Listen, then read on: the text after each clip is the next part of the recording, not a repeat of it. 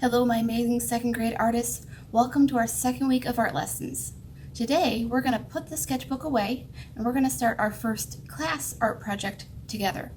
So before I talk about our learning target and what we need to know to do our art project, I want to show you friends what art supplies we're going to need so you can go grab them up right now. Let's take a look. Here are the art supplies that we are going to need for our art project today. First, you need to have your red art portfolio ready with all of your papers inside of it. You're also going to need a pencil and an eraser if your pencil doesn't have one. You're going to need some scissors and one type of glue. And you're also going to need something to make some colors with, either crayons or markers, or if you do have paints and paintbrushes, you can use paint and paintbrushes today, because I am going to show you how to do it both with markers and with paints. So if you have either, you could use either. Please go ahead and pause the video here, go grab up those art supplies, and then we are going to start our art lesson today. All right, my second grade artists, here is one example of what we are going to be creating, and it is called pop art. Our example, though, instead of having the word art on it, is going to include our own names in our art as well. So before we can get started, I'm going to have us read our learning targets together, and then we're going to find out a little bit more about pop art before we can get started. I hope you friends are ready to do some learning. Here we go. We have 2 learning targets with this project, and I'm sorry if the glare on my screen is a little hard to see it, but I'm going to read it first, and remember, repeat after me. I can create pop art. So again, we're going to be learning about what pop art is, so that way we can better make it ourselves. Our second learning target, we're actually going to save for next week, and I will talk about it then. So what is pop art? Pop actually is short for the word popular. And during the time that this type of artwork was made, it was very often that artists would use popular images of things to create their artwork. This happened during the 1950s and 1960s right here in the US, and some of the famous artists that were involved in pop art include Andy Warhol, Roy Lichtenstein, and Jasper Johns. Here's an example from Mr. Andy Warhol of his Campbell's tomato soup. Now, why would soup be popular? Back then, a lot of people used to make soup from scratch, and the idea of buying a can of soup at a grocery store instead of making soup as a long process and having a nice simple can was very popular because people could just go to the store, pick it up, and heat it up, and it'd be super easy. Here's an example from Mr. Roy Lichtenstein. In this example, the texture of the woman's skin actually kind of looks bumpy, and we're going to talk about more about that in a little bit in that whole process. And here's an example from Jasper Johns. I know this picture is kind of hard to tell, but this is actually a map of the United States. Over here is Washington, and then we have Arizona, Texas, here's us all the way up in Wisconsin, and across we have Maine and New York, Pennsylvania, and even Florida. Now, the type of artwork that we're going to be making, called pop art, is going to be after Mr. Roy Lichtenstein's style of pop art. We're going to be using things like Ben-Day dots, which I'll talk more about, and also words called onomatopoeias. That's a funny word, isn't it? Try saying it as fast as you can. Listen, onomatopoeia. You try it. Onomatopoeias are words that sound like sounds do. For example, when you hear something go pop, the word pop itself is describing how that thing sounds when it popped. Or if you hear a sound that's like a bang, like maybe something ran into a wall, that's again a word, bang, for a sound or an onomatopoeia. Here are some more fun examples of onomatopoeias. I'm going to read them out how they would sound. Poof, splat, crash, kapow. They're kind of fun to say, aren't they? All right, my friends, now it is time to get started with our own artwork. I'm going to go back to my art supplies now, and I'm going to show us exactly what we need to do step by step for the first half of our art project. All right, once again, this is the example that I have for us to look at to start our project. We can see in the background that there are some blue dots. We're going to talk about what those are and how to make them and what colors you can use. I have my art letters that are nice and big and colored in. almost like block or bubble letters, which I will teach you friends next week.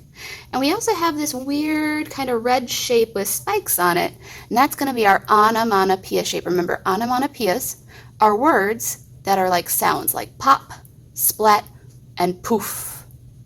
So I'm going to go ahead and put this to the side for right now, and I'm going to open up my art portfolio because I need to find out the papers that I need to pull out of my portfolio.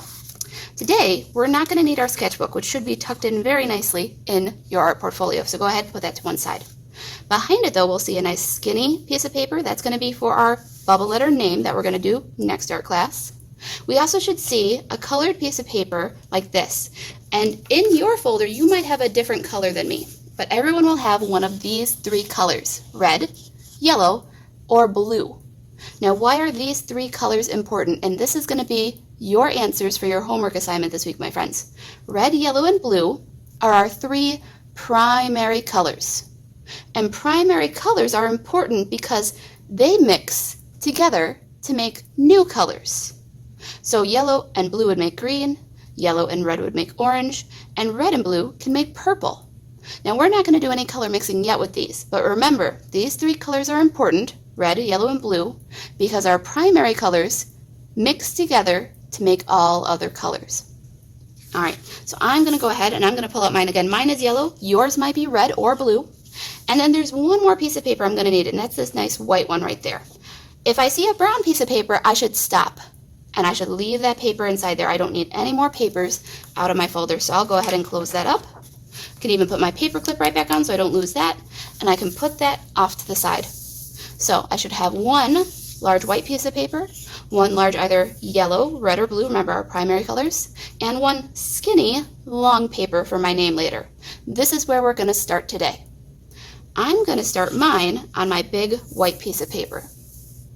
On this piece of paper, we need to do what are called Ben-Day dots. Again, in my art example, those were the blue dots that you see behind my red onomatopoeia shape, all those blue dots there. Now, if we were in art class, we would get to use my paint sticks that I have to make our dots. But unfortunately, because we're not in art class together, I don't have these for you friends to share. And of course, we wouldn't even be allowed to share them. So instead, you might want to go ahead and use maybe your markers to create our dots. Or if I do have access to paints, I could also use paints to make my dots today as well. I'm going to show you how to do both, and then you can choose to either use markers if you have those, or if you have paints, you can use paints as well. Now, what color you decide to use is completely up to you, but think about what color this is here. If your paper is yellow like mine, please don't do yellow dots in the background. Or if you have a blue paper, please don't do blue dots in the background. Again, if you have a red, don't do red dots in the background. Why? Well, because we want to create some contrast. We want to see two different colors next to each other. So if I have yellow, I could pick any other color of the rainbow, even including black, gray, and brown if I wanted to do my dots in the background. I think, though, that I'm going to pick one of the colors that I love the best, and that is my favorite color, pink. So I'm going to start out doing my dots, and instead of doing really, really tiny dots, because we want a little bit bigger of dots, I'm going to actually make my dots by circling on my paper. Notice how I'm starting next to the edge, and I'm kind of following that edge of my paper. My dots are not touching, however. I don't want any of my dots to touch. I want them to be close enough that they seem kind of like a pattern, but I don't want any of my dots to touch. A good rule might be a finger rule. You can leave a finger space in between your dots if you want to.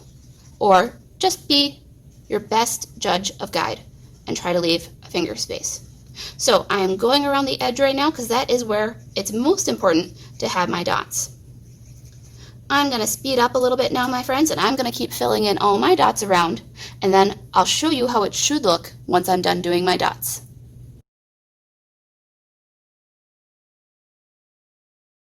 I've finished around with my pink dots using my marker.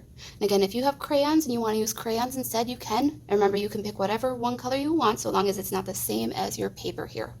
Now, if you notice, as I was going around the edges, I created kind of a box of dots. And there should be one box, two boxes, and even a third box. And I'm going to stop there. I might find I might need to add more dots later, but I think this is a great starting spot for all of you friends. One last thing I want you to notice about my dots is that they're all a very similar size. I didn't make a few really, really big and I didn't make a few really, really tiny. I tried to make them about the same size. Now again, like I said, if you have paints, you can do this with paints as well. And I might just pour out some paints onto a nice small paper plate, and then I could either use my finger to make my little dots of paint, or if you're afraid of getting your fingers messy, friends, you can also use a Q-tip, roll that in the paint, and put the paint on. I'm going to go ahead and do that really, really quickly on another example just to show you how it might look different, and then we're going to move on to the next step together. Again, if you need to pause the video at any point and catch up with me, feel free to do so.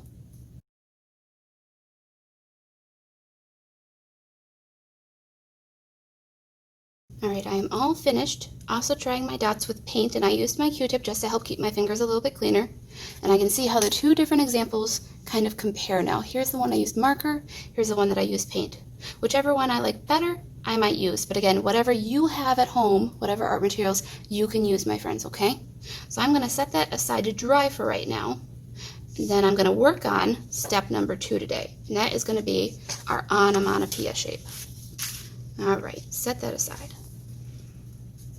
I will take care of this in a little bit as well. So I have 2 more pieces of paper here. Again, we want the colored one now this time. Yours might be yellow like mine, or it could be blue or red. We're going to create a pop kind of shape. And I know some of my friends might not know exactly how to make that pop shape yet. So I'm going to show you. I'm going to practice first on my whiteboard, and then I'm going to draw it on my yellow piece of paper. So if you also have a whiteboard handy, my friends, you can practice there too, or just watch how I do it and then do it on your colored paper. Now a pop kind of shape has very kind of rough points and edges. And we're going to use one of 2 different letters to help create this shape. I'm going to go ahead and draw those letters now. These are the 2 letters that you could use to make your pop shape. And again, I'm going to show you how, my friends. So I'm going to erase that off real quickly here. And here I go. So I like to start close to the top middle part of my paper, and I'm going to do the M way. So there's my first M. Now, if I keep going with my M's though straight across, I won't be able to make a nice close shape. So what I might need to do as I go is turn my paper and make another capital M. I'll turn my paper again and another capital M. And I'll keep going, turning and making nice large M's that almost touch the edge of my paper. Turn, nice big M. Now instead of doing the M way, a different way to do it is that V way. And I already have part of my V started here. My V can go down and up. And then the next one will go down and up. The next one will go down and up. And I'll keep turning as I go. So there's 2 different ways to do it. You can do that V, you see my V there, or you can do that letter M, M as in mountain. You pick, but again, as you go, turn your paper until you get back to where you started and close your shape. There is my pop shape. And I did a great job of practicing. It's nice and large with nice big points. This is a great example of what it should look like, my friends. I'm going to show you a bad example now. You ready? I'm going to erase this out. Erase, erase, erase, erase. Here's a bad example because it's going to be really, really too small and really, really hard to cut. Ready? Whoa! My M's were way, way, way too fast. I have all of these little points. Those are going to be super hard to cut. And it's way too small. I'll never be able to fit my name on top of that. So again, when you're making your M's, make them nice and large. Make them almost touch the edges of your paper. And turn your paper as you go around it. Now that I've practiced this and I feel like I can make a good pop shape, I'm going to go ahead and I'm going to do this now on my yellow piece of paper that I have. Again, you might have a different color. You're going to do it with your pencils, that way you can erase. I'm going to do it with a marker, that way you friends can see it easier, okay? So again, you don't have to do this step with a marker. Please use your pencil. I'm just going to use a marker so it's easier for you friends to see. Here I go. Same idea. Starting with those nice big M's, and I'm going to turn my paper as I go. My M's are almost touching the very edge of my paper. And again, I'm turning. Nice large capital M's. to make that pop kind of shape, like I just popped a balloon. Again, it's an onomatopoeia shape, if it looks like how something sounds. And there we go. I've closed up my shape, and I'm ready to go ahead and start cutting this out. Now, again, if you need to pause the video here and maybe erase your shape and try again, or flip over on the back, practice on a whiteboard, feel free to do so. You can pause it and then come join us again. I'm going to cut this out quickly right now, okay?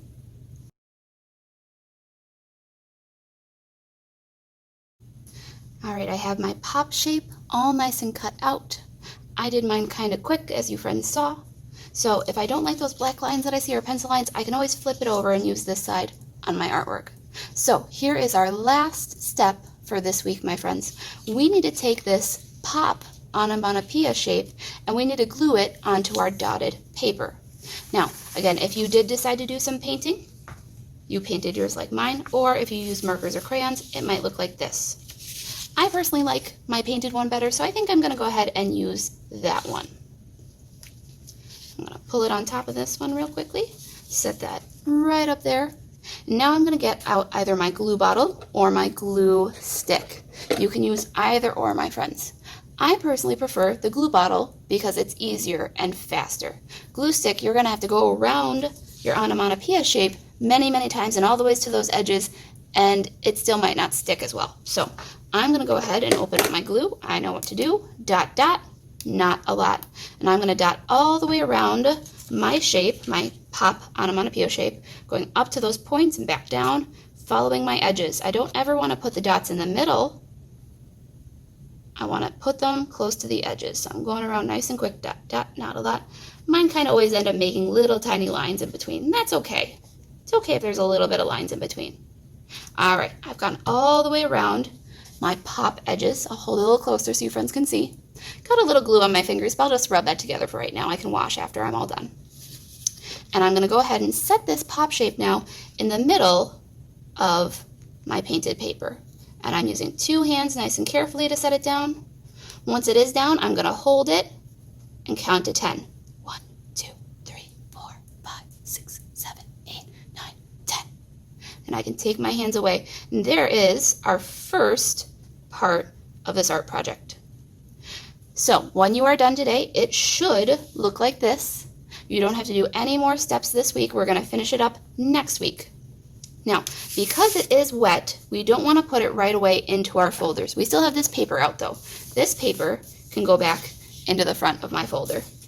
And as for your artwork, I always suggest if you need to let it dry on top of your folder. So you can go ahead and set it on top of your folder, leave it out, dry it for 1 day, and then put it away. You hear how that rhymes? Let it dry for 1 day, and then put it away. All right, friends. That's what you have to complete for your art assignment this week. I'm going to talk to you next about what you need to do in the template here on your Seesaw activity. Now, because we're not completely done with our art project this week, you will not take a picture of it. Instead, in the template below on Seesaw, it's going to ask you 2 questions. The first question is, what are the 3 primary colors? I answered that question in this video. If you need to look back, go ahead and do so and find that answer. Then you'll color those 3 colors under that first question. Question number 2 is going to ask, why are the primary colors important? And again, I answered that in the video as well. So if you don't remember, go back, check that out, and then you can either write the answer under question 2, or you can do a voice recording for the week and answer that question using your voice as well. For now, I will see you friends next week when we're going to finish our pop art project. And now, as always, have fun creating, my friends.